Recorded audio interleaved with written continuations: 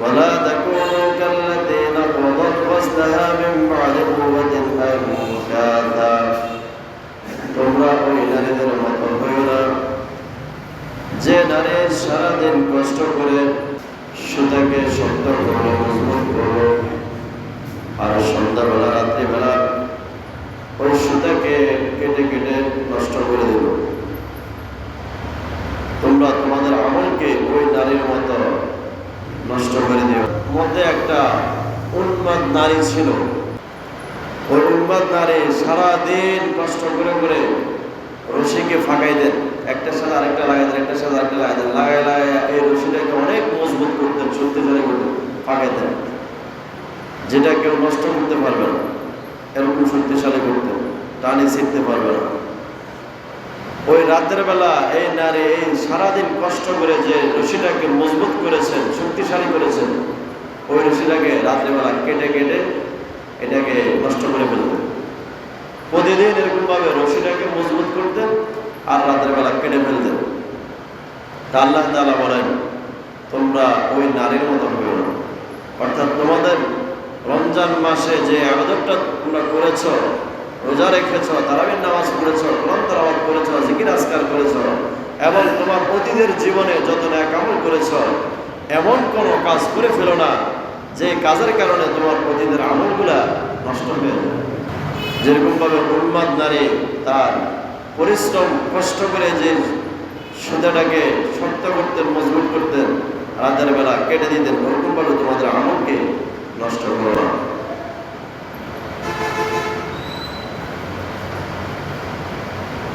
দুই নম্বরে,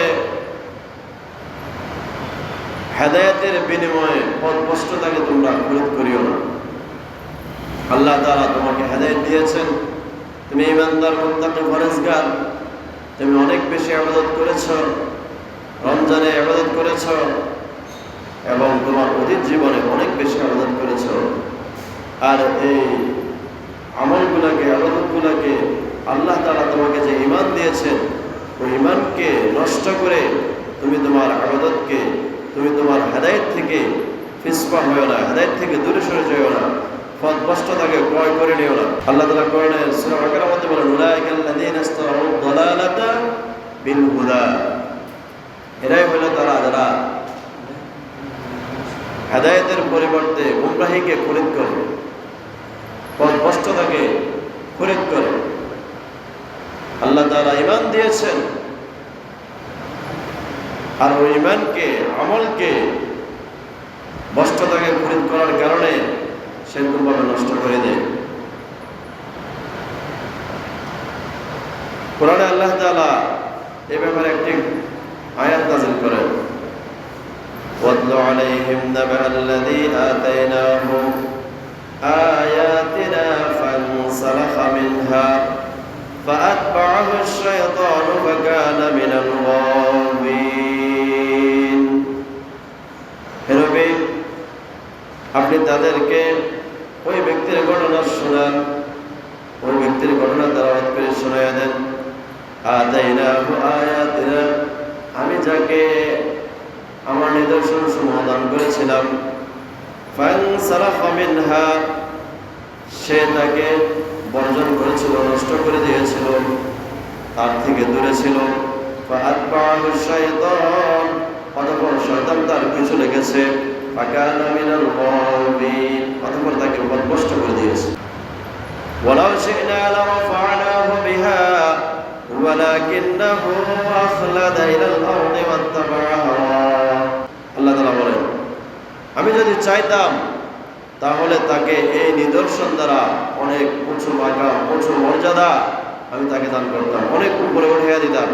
তাকে যে নিদর্শন দিয়েছে আমি, যদি সে এই নিদর্শনের উপর থাকতো, ওই নিয়ামতের উপর থাকতো, ওই নিয়ামতের শুকরিয়া আদায় করত, তাহলে আমি তাকে অনেক উপরে উঠিয়ে দিতাম।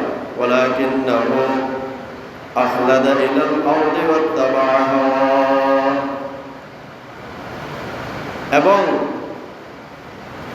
সে জমিনের দিকে, অর্থাৎ দুনিয়ার দিকে ঝুঁকে পড়লো। ওয়াত্তাবা'a হাওয়াহু, খায়সাতে নাফসাদের উপর চলতে শুরু করলো, প্রবৃত্তির উপর চলতে শুরু করলো। প্রবৃত্তিটাকে সে প্রাধান্য দিল, দুনিয়াকে সে প্রাধান্য দিল, দুনিয়ার প্রতি ঝুঁকে পড়ল। ফামাসালুহু কামাসালিল কালব, তার উদাহরণ হলো, তার দৃষ্টান্ত হলো কুকুরের মতো।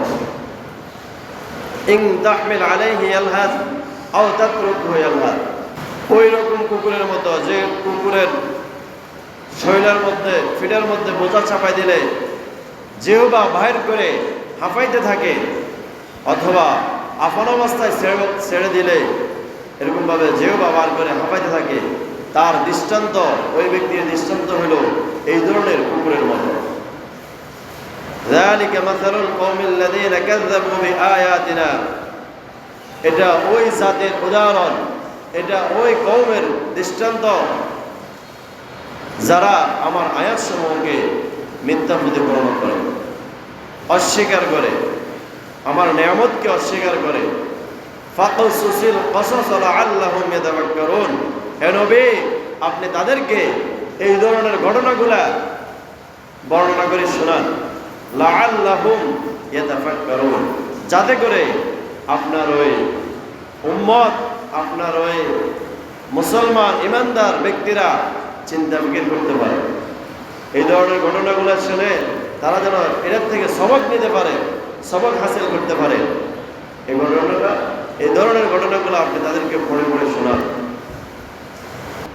তাফসিরে দুটা ঘটনা উল্লেখ করছেন।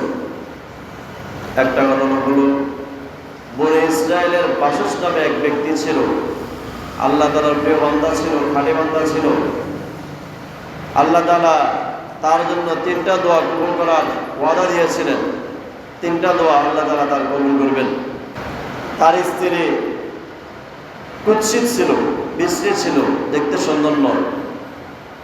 স্ত্রী দাবি করলো, আল্লাহ যেহেতু আপনার 3টা দোয়া কবুল করবেন, তা আপনি আল্লাহ তাআলার কাছে দোয়া করেন আমাদের যেন বিশ্ব সুন্দরী বানায় দেন। তো তার স্ত্রী আবদার করছে, তো দোয়া একটা, আর 2টা তো বাকি আছে, খাস করে আর 2টা করা যাবে। তো স্ত্রীর জন্য দোয়া করেন, আল্লাহ আমার স্ত্রীকে বিশ্ব সুন্দরী বানিয়ে দেন। বিশ্ব সুন্দরী হয়ে গেছে। এখন আর স্বামীরা কি দাম দেয় না, টিকিট দেয় না, স্বামীকে অবহেলা করে, এখন বিশ্ব সুন্দরী। তো স্বামী খুব মনে কষ্ট পেয়ে আবার বদদোয়া করলেন, তারপরে কুকুরের ন্যায় হয়ে গেল স্ত্রী। 2টা দোয়া শেষ। এখন তার সন্তানরা বাবাকে ধরলেন, আপনি পুনরায় দোয়া করেন আমাদের মা যেন আগের মতো হয়ে যায়। তা এখন যেহেতু নিজের স্ত্রী, উপায় তো নেই, আবার দোয়া করলেন, ব্যাস আগের মতন হয়ে গেলেন। এই 3টা দোয়া শেষ হয়ে গেছে।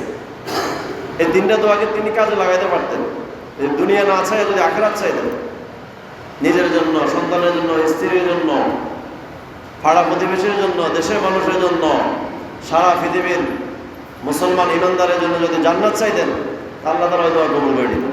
কিয়ামত পর্যন্ত জন্য যত মানুষ দুনিয়াতে সব মুসলমান ইমানদার যারা হয়তো সবাই জান্নাতে চলে যেত, কাজে লাগাইতে পারতেন। কিন্তু 3টা দোয়া বরবাদ হয়ে গেছে।